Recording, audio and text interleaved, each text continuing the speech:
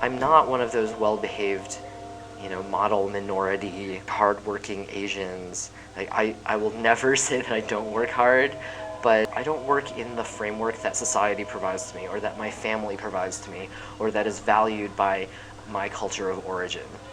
I notice it when I feel guilty for not having a day job, or not bringing in the cash, or not being enrolled in some academic program, into my 30s. But I don't judge it. I know where that comes from. That's certainly a value that's been ingrained in me since early childhood, from my family and the culture around me.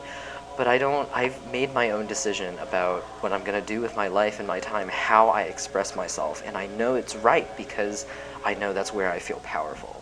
I'm a conductor and an organist and a pianist. My full-time job is as a church musician, so I play for a relatively large Episcopal church that supports me full-time, and then I also work here at Swarthmore College, which sort of helps supplement that. Thank you so much, Andrew. Andrew House.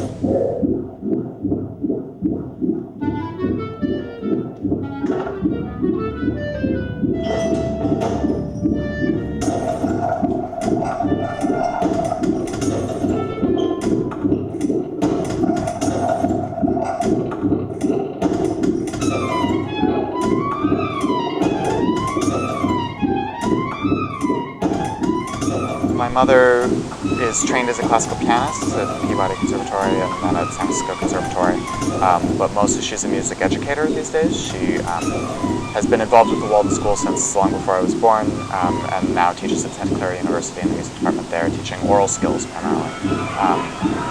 And so yeah, she was insistent that of course I had to have an instrument and etc. I ended up as a first violinist, now a violist, and then I have a younger sister who's also a pianist.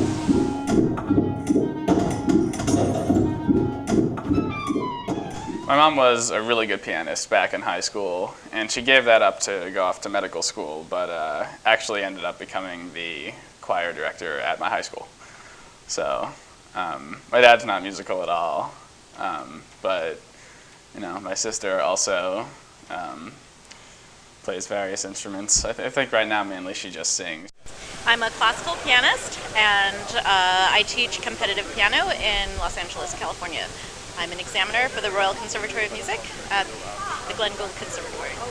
Around 2002, I left my previous job working at a science museum as a demonstration writer and exhibit maker, and started my own business selling or auctioning obscure classical CDs on eBay, because I had spent so much time going around to used record stores and used bookstores and buying music that, well, in most cases I didn't know, because I would totally make a beeline for the things that I had never heard of and sort of speculate about, oh, that could be cool, or okay, I've liked lots of other Estonian music, so I'll pick up things by Eno Tamberg because he's Estonian and that could be cool. And I realized that this was sort of a lot of knowledge about obscure music that other people might be interested in having too. So it turned into an eBay business. I now go around and buy up lots of CDs of music that I know is good and I think most people haven't heard of. And then I can, this is where the knowledge part really comes in, I can describe in an auction listing what the music is like and why you might be interested in this particular music, some things about the style of the composer, history, things like that. And there aren't that many people who care about this level of really obscure music in the world, but eBay is a world website, and so thousands of people who really are interested in obscure classical music can find these auctions. And so I have customers in Argentina and Australia and Morocco and everywhere. So I get to listen to music and tell people what music is like as a living, and it's worked very well. I started this in 2002, it's now 2011, and I'm still going strong. That's how I make my living.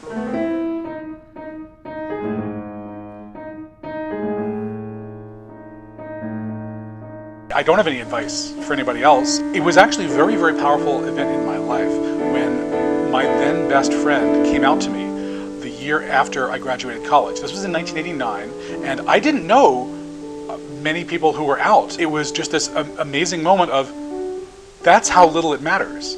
That he's still the same person, and I still feel just as comfortable with him. Things that other people say, oh, this is really important and this really matters, aren't that significant. They're not game changers or deal breakers. It's who a person is and how they act that's important.